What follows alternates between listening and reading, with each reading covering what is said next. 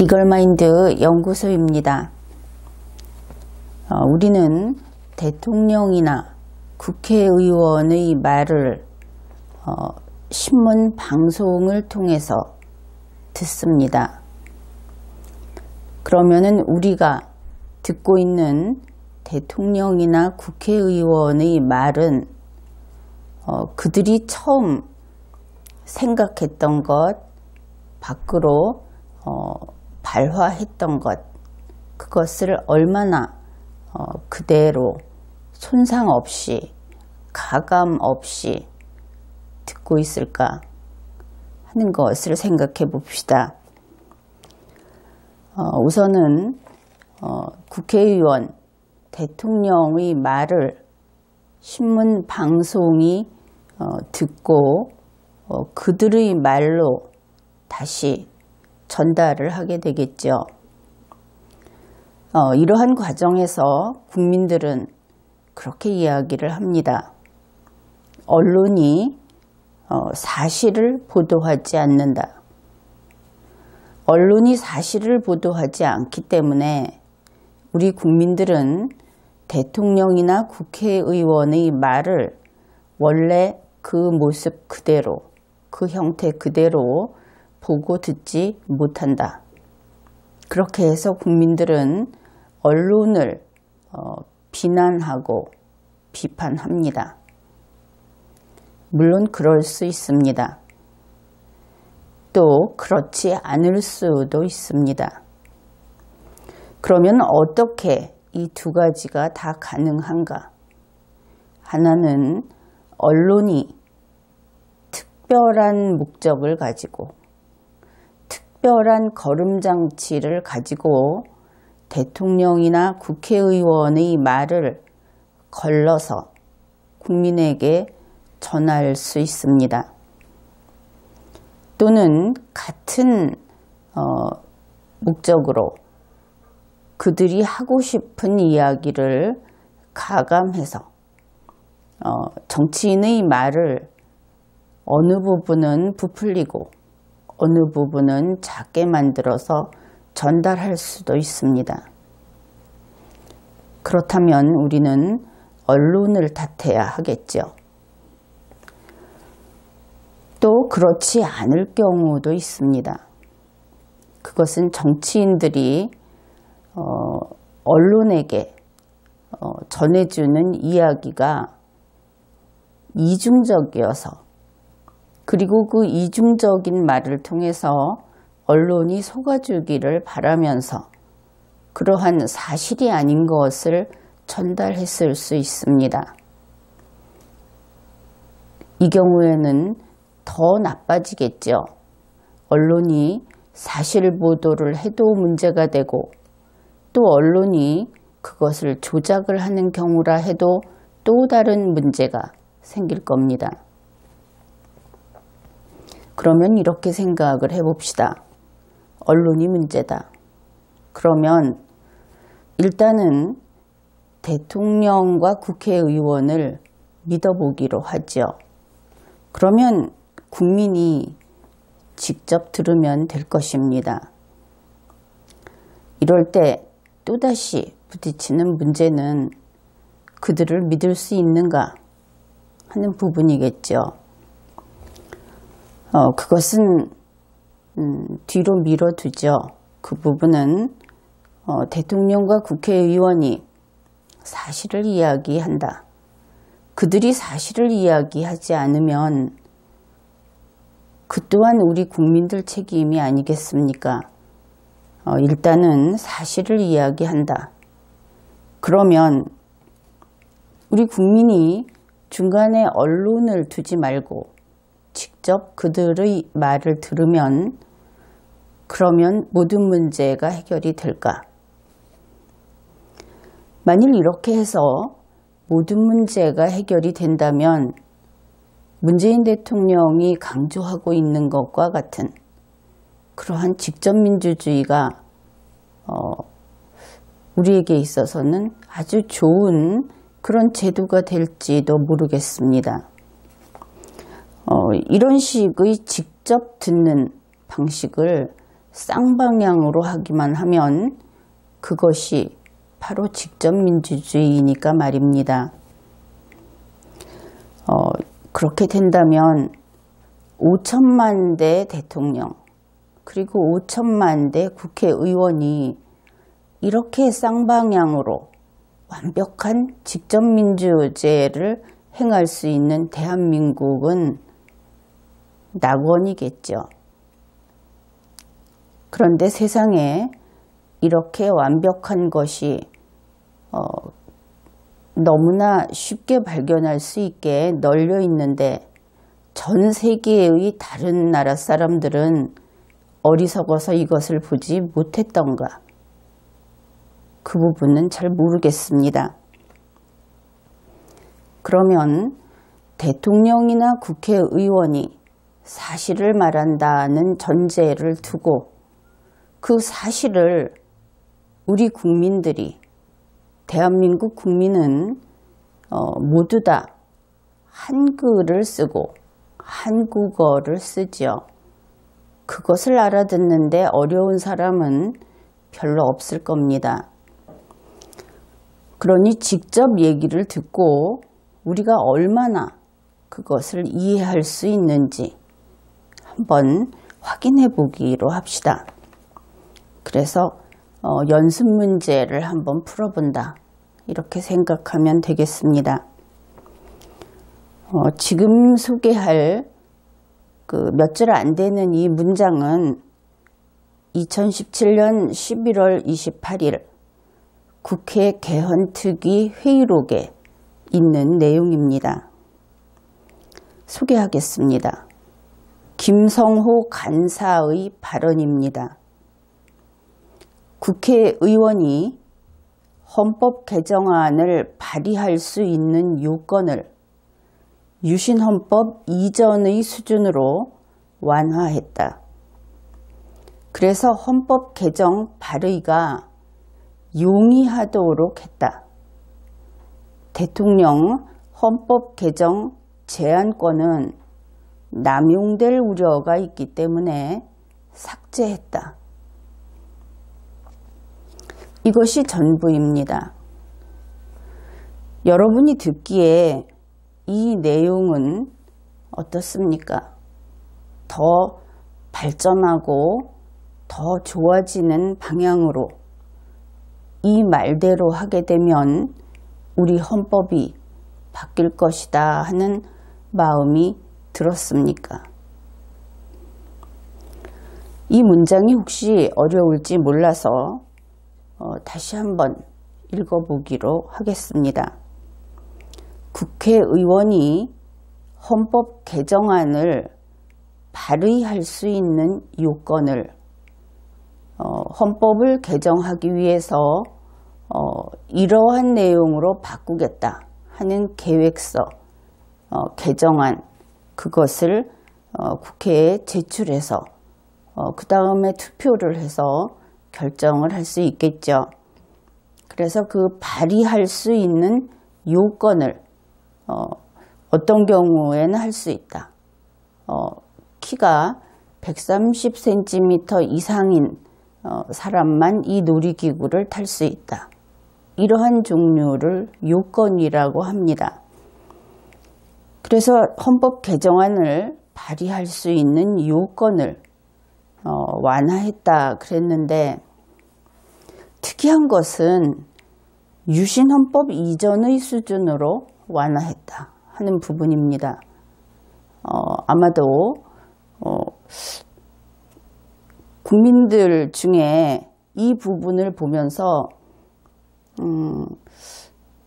좀 움찔했다고 할까, 아주 이상하다고 할까, 그런 느낌을 받았을지 모르겠습니다.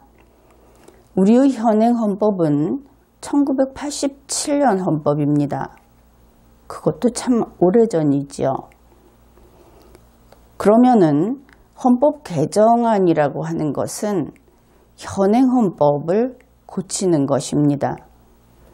그런데 그 고치는 요건을 갑자기 더 과거로 가서 유신헌법 이전의 수준이라고 하는 그 기준을 30년 전도 아니고 그보다 더 과거의 수준으로 그때의 기준에 맞춰서 바꾸기로 했다.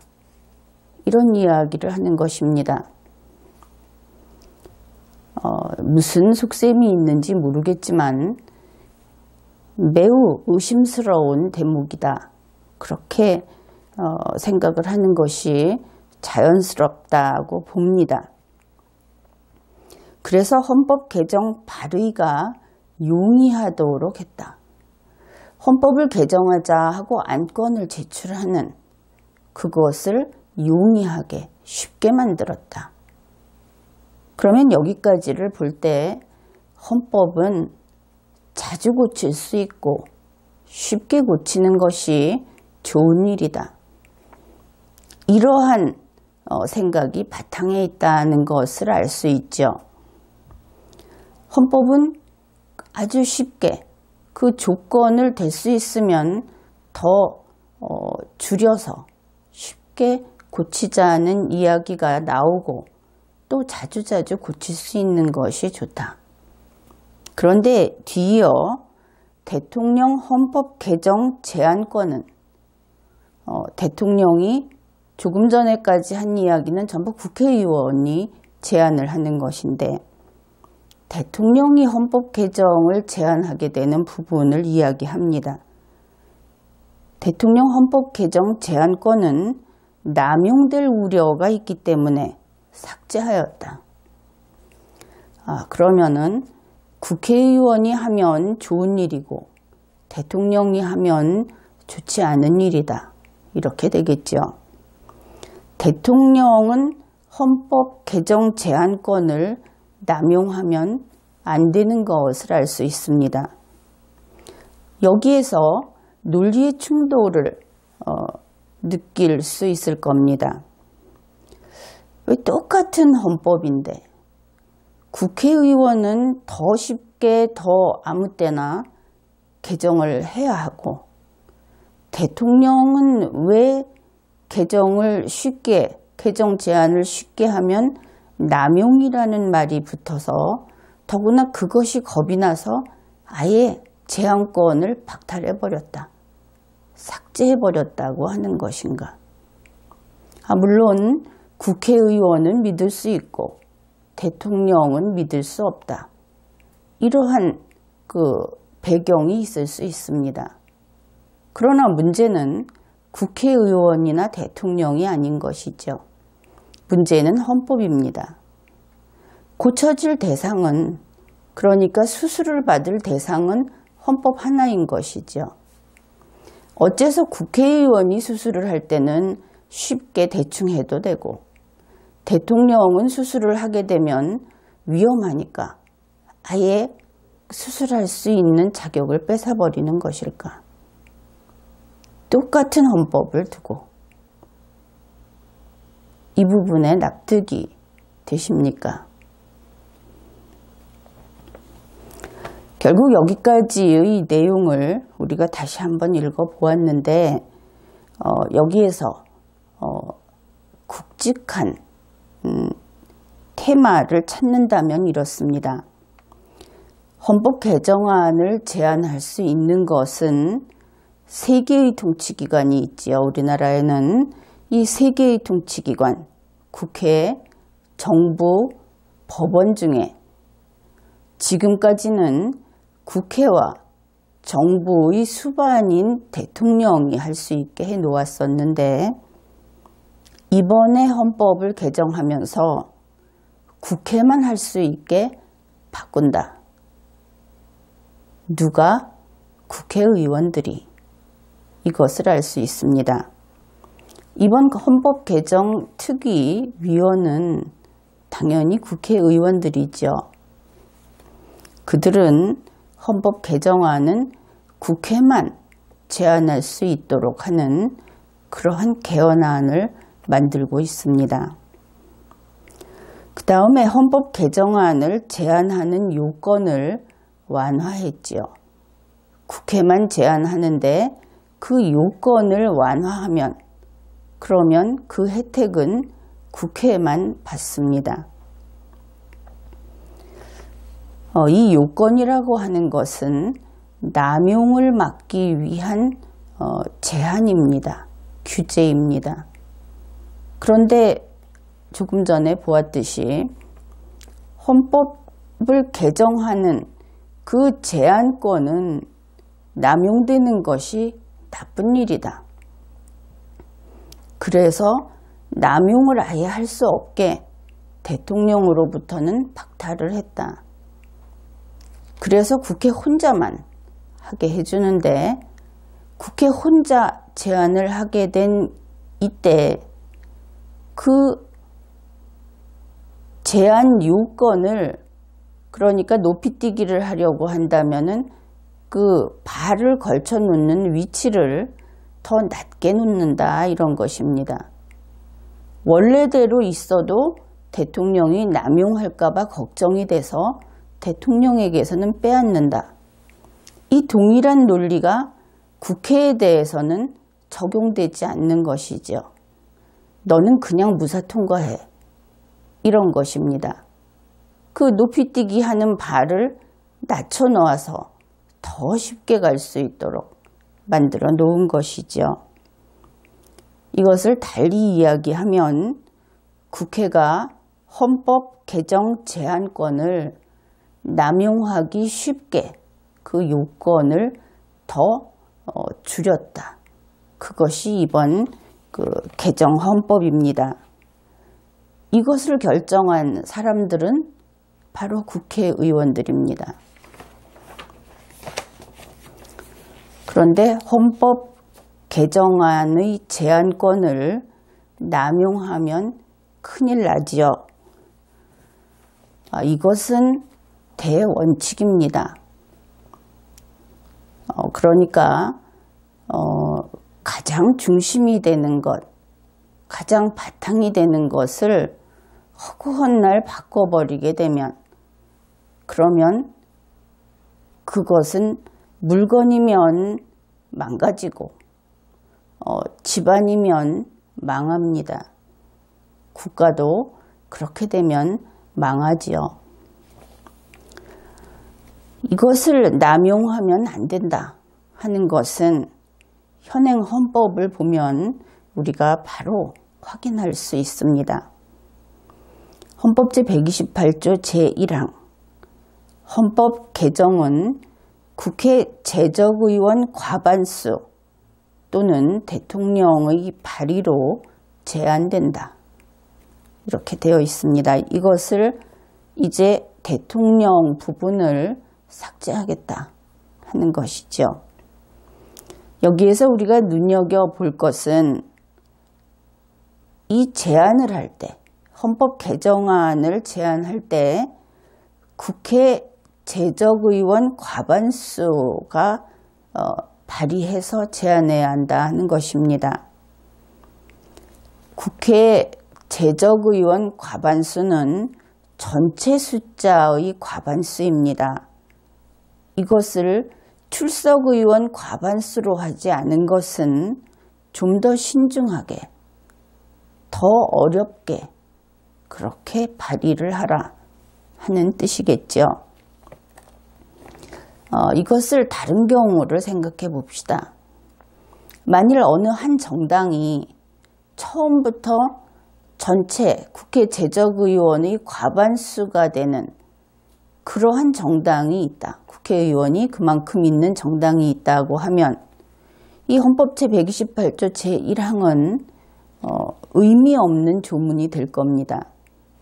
그럴 경우에는 이 요건을 정족수 요건을 더 높여야 하겠죠. 그래야만 헌법 제128조 제1항이 헌법을 수호하고자 하는 이렇게 담합을 해서 국회의원들이 헌법을 함부로 고치지 못하게 그렇게 하려고 한 헌법의 의지가 그대로 실행되게 되는 것입니다. 같은 조 제2항입니다.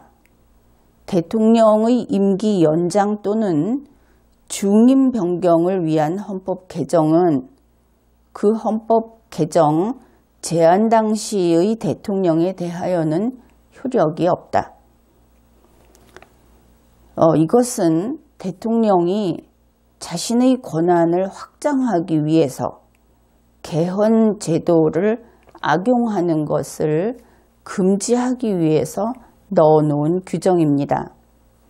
만일 어느 대통령이 재임 중에 헌법 개정을 추진해서 대통령의 임기를 5년에서 10년으로 늘린다고 생각해 봅시다. 그렇게 해서 그 개헌안이 그대로 추진이 돼서 헌법 개정이 되었다. 그러면 그 대통령은 선거에 의해서가 아니라 개헌이라는 것을 통해서 마치 대통령의 임기를 한 번 더 자신의 그 재임 기간을 늘리는, 한 번 더 하는 것과 같은 그러한 그 이득을 보게 되죠. 그것은 바른 일이 아닙니다. 그래서 헌법에는 이런 조항이 들어있는 것이죠. 그런데 왜 임기 연장 또는 중임 변경을 넣었느냐? 우리나라에서 대통령이 87년 헌법에서 대통령 단임제 한 번만 하는 것을 정하면서 가장 그들이 원하는 것은 조금 더 대통령을 하는 것, 그것이라는 것을 알았던 것이죠. 그래서 주로 여기에 넣어놓은 것은 그 대통령이 조금 더 할 수 있는, 한 번 더 할 수 있는 그러한 것을 노려서 개헌하는 것을 금지한 것입니다. 자기 자신이 고쳐봤자 자기는 혜택을 못 본다고 했을 때 이 무리한 일을 최소한 한 번 정도는 자제하게 할 수 있지 않을까. 다음 자신들의 그 정치적 세력을 위해서 기어이 바꾸겠다.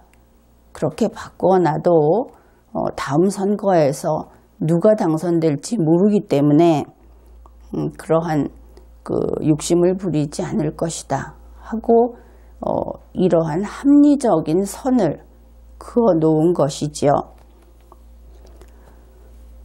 그런데 임기 연장 중임 변경만이 아니라 대통령의 권한에 관련된, 혹은 대통령은 집행정부의 수반이기 때문에 집행정부의 그 규모를 확장시키는 개헌의 경우에 그것은 그 헌법 개정 제안을 한, 그것을 대통령이 제안했을 때 그 제안을 한 대통령의 재임기에는 적용할 수 없다고 해야, 그래야 바른 헌법주의 국가, 법치가 이루어지는 국가라고 할 수 있을 겁니다. 그래서 이렇게 최소한의 금지를 정해 놓았을 때 혹시 이것을 변호사 마인드로 임기 연장 또는 중임 변경만 해당이 되는가, 이렇게 생각을 하는 것은 시야가 좁은, 그리고 이 법이, 헌법이 전체가 시스템이라는 것을 모르는 그러한 풀이다, 이런 이야기를 해둡니다.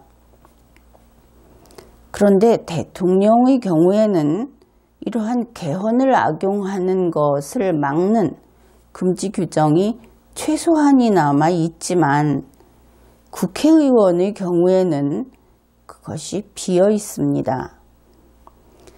국회가 권한 확장을 하기 위해서 가령 국회의원의 숫자를 늘린다든지 국회의원의 임기를 늘린다든지 국회를 상원을 만든다는 핑계로 2개를 만든다든지 이런 식으로 국회의 몸집 부풀리기를 하는 것, 그것은 모두 국회 권한 확장에 해당이 됩니다.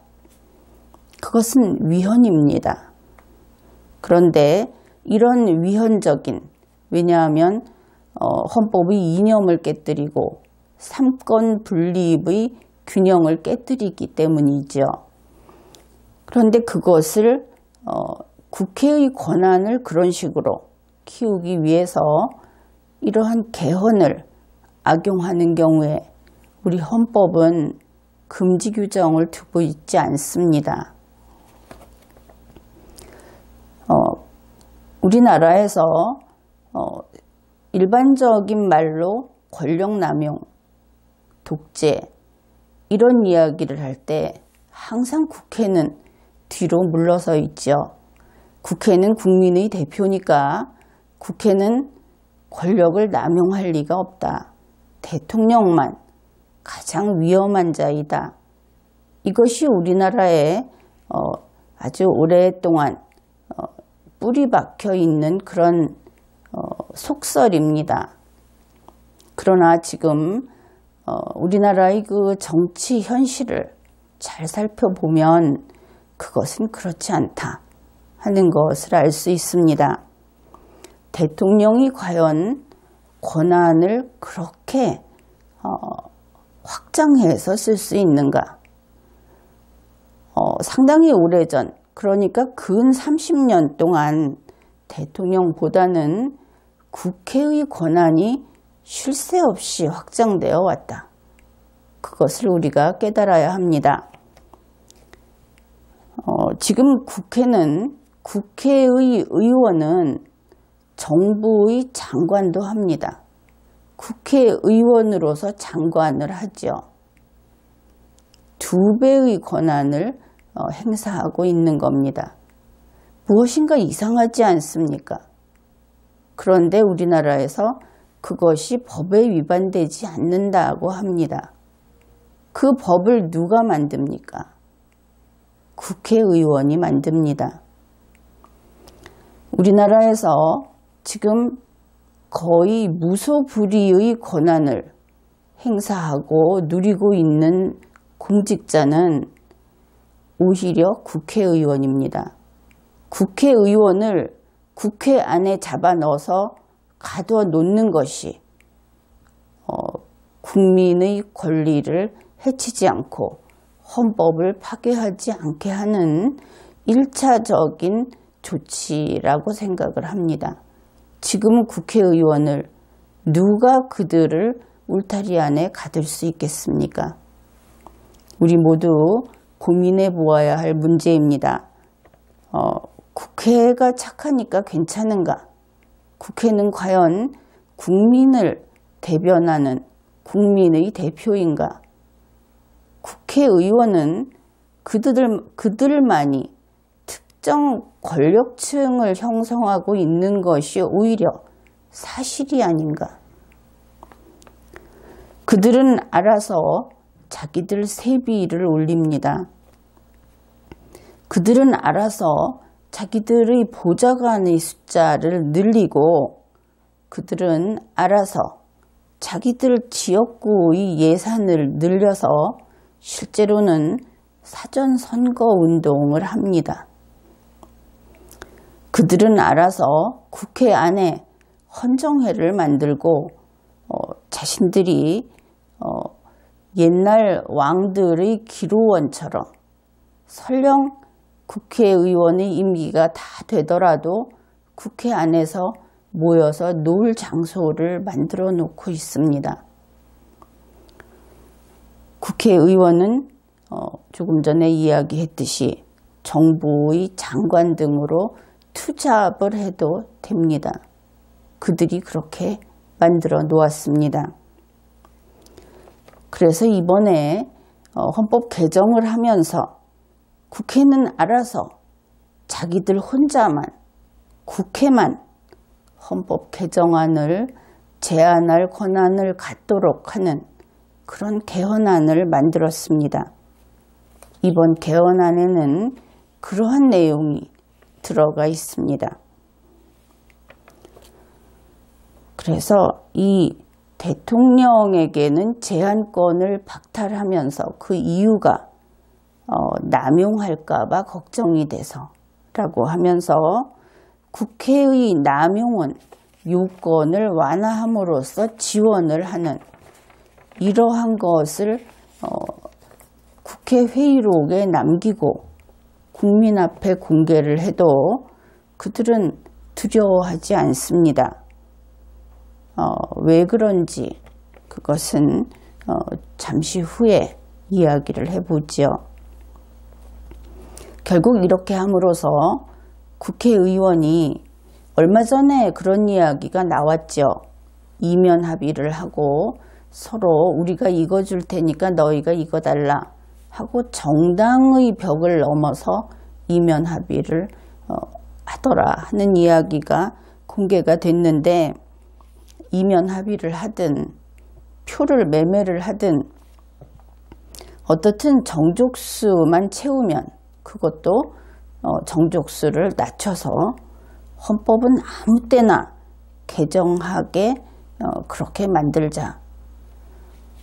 그래서 지금 개헌특위는 우리 헌법을 연성헌법으로 만들겠다고 합니다. 대한민국 헌법은 경성헌법이죠. 원칙을 하나 정해놓고 그 원칙을 쉽게 바꿀 수 없게 하는 것이 경성입니다. 연성이라고 하는 것은 그 원칙을 손에 쥐는 사람이 마음대로 그때그때 바꿔서 물렁물렁한 상태, 쉽게 바꿀 수 있게 하는 것을 연성이라고 합니다. 그래서 헌법은 쉽게 고칠 수 있어야 한다. 그러면서 이 헌법 개정을 할 때 꼭 국민투표를 번거롭게 해야 하느냐, 그것도 하지 않아도 된다. 이런 이야기를 합니다.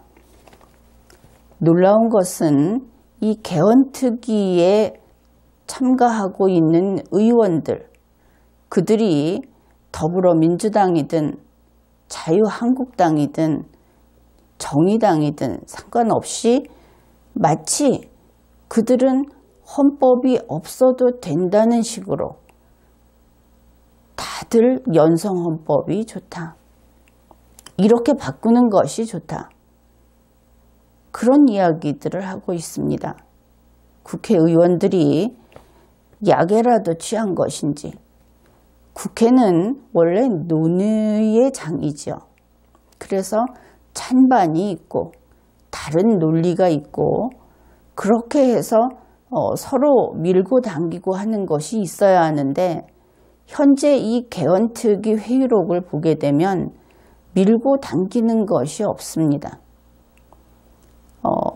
원하는 것이 사전에 어떻게 교환이 끝났는지 모르겠는데, 의원들이 모여서 개헌을 하기 위해서 동시에 20명이면 20명이 똑같이 개헌하는 쪽으로 밀고 있다, 이런 이야기죠. 그들의 논의는 논의가 아니라 가능하게 만들기 위한 협력입니다. 어떻게 하려고 이러는지 모르겠습니다. 이러한 상황을 보면서 여러분은 청와대 청원 게시판을 좀 생각해 볼 필요가 있습니다. 문재인 대통령은 자신이 열어놓은 청와대 게시판에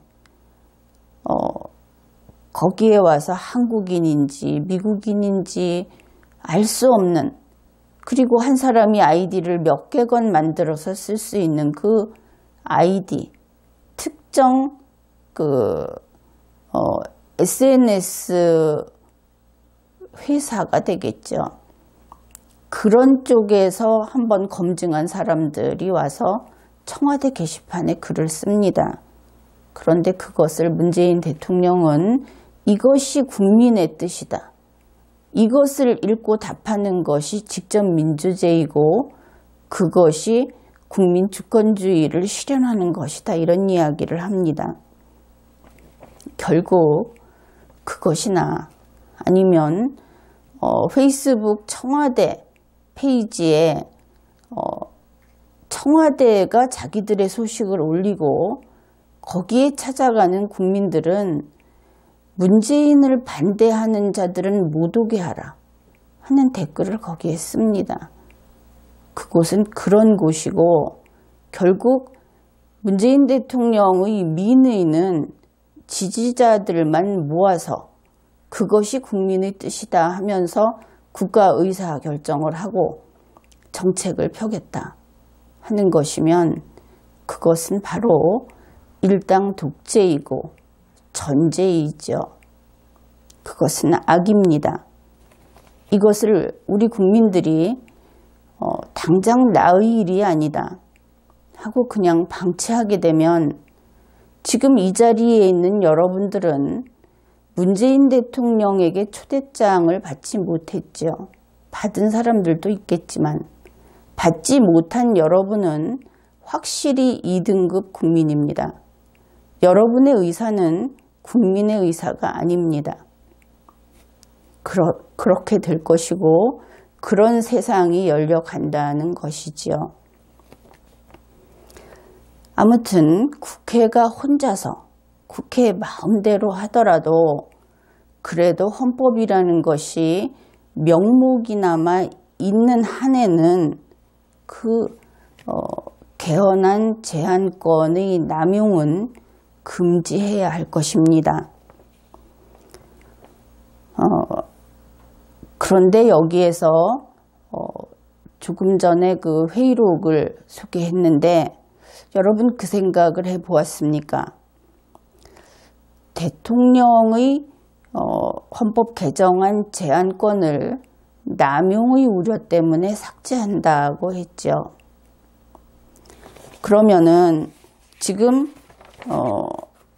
헌법 제128조 제1항은 국회의원 제적 과반수 그리고 대통령이 제한할 수 있다 이렇게 돼 있고 제2항은 대통령이 남용하지 못하도록 하는 제한 규정입니다.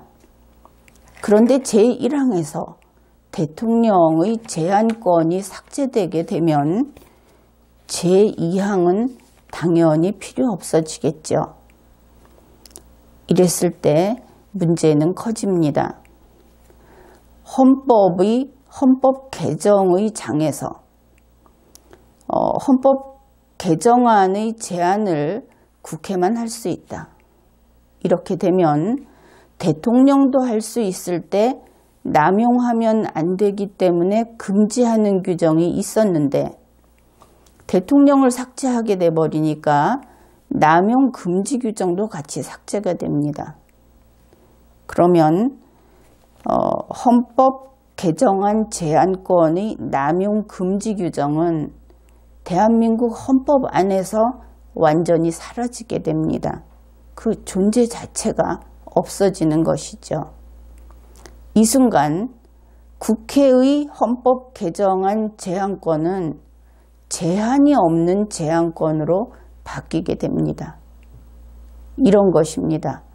헌법에서 어떤 한계를 정해놨는데 그 한계를 그냥 없애버리게 되면 그 헌법에서 규정한 권한은 제한이 없는 무제한의 권한으로 바뀌게 되는 것이죠. 그것을 다시 제한하고 규제할 수 있는 방법은 없게 됩니다. 그래서 헌법 개정안에는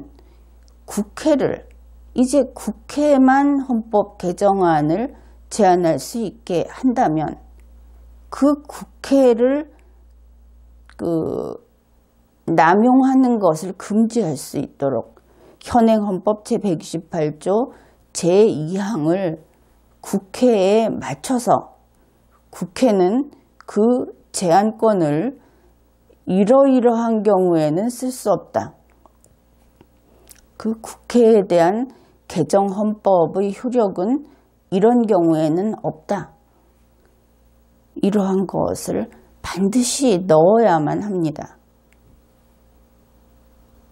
혹시 국회의 그 체제를 변경하거나 대법원의 체제를 변경할 때는 실제로는 국회를 해산하고 대법원을 해산한 상태에서 새 헌법에 따라 새로 구성해야 옳습니다.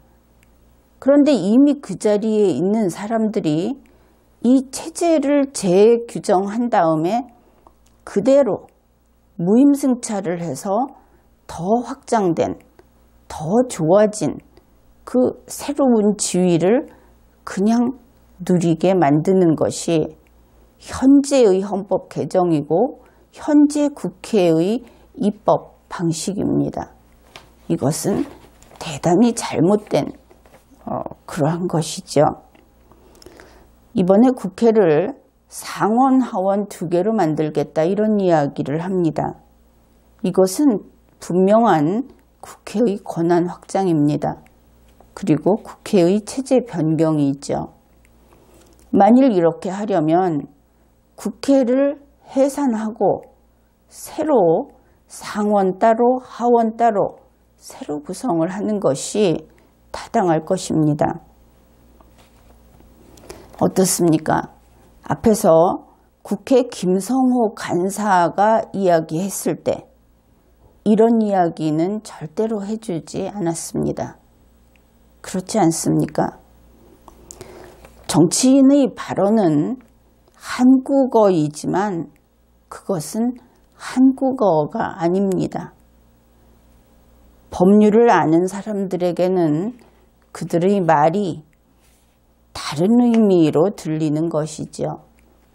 그래서 지금 대통령이나 국회의원이 하는 이야기를 신문 방송이 잘못 전달한다고 비판하는 것은 좋습니다. 또 그러한 비판을 하는 국민을 향해서 문재인 대통령이 걸핏하면 직접민주주의를 이야기하면서 국민과 직접 이야기해서 우리가 알아서 하겠다. 그렇게 이야기하는 것이 듣기에는 그럴싸합니다. 그러나 여러분은 얼마나 알아듣고 있습니까? 앞에다가 뻔히 두고 눈 뜨고 있는 사람을 그저 속여 넘기는 것이 정치인들입니다. 그들은 속이려고 하지 않았다고 이야기할지도 모릅니다. 원래 법률은 그런 뜻이 있는 것이고 국민들이 그 정도는 다 이해할 줄 알았다. 알고 도장 찍는 줄 알았다. 이렇게 이야기할지도 모릅니다. 변호사들이 이렇게 단어 하나하나 그 전미사 하나하나에 따라서 가치가 아주 크게 달라지고 누가 이익이 되고 손해가 되는지를 늘 따지고 삽니다. 그러나 우리 국민들은 그렇지 않죠. 게다가 대통령이 이 법률을 만들고 헌법을 개정하고 하는 이 과정을 그렇게 변호사 마인드로 문서를 분석해서 이익을 취한다고 하면 거기에 신의는 없습니다.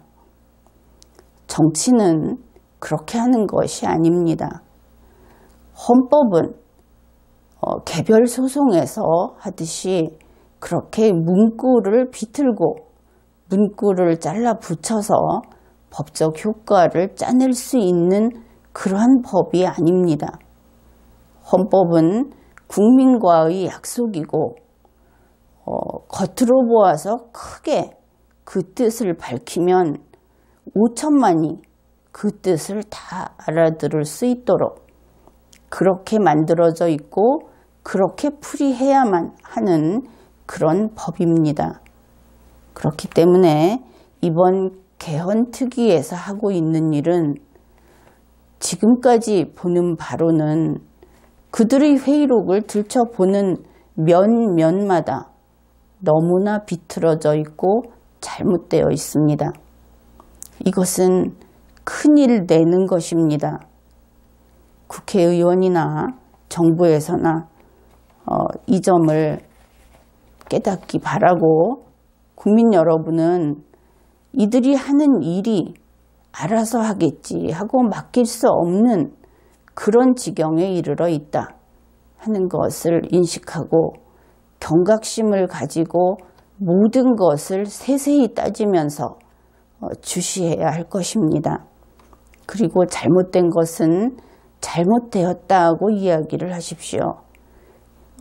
비난을 하는 것은 이제 소용이 없습니다.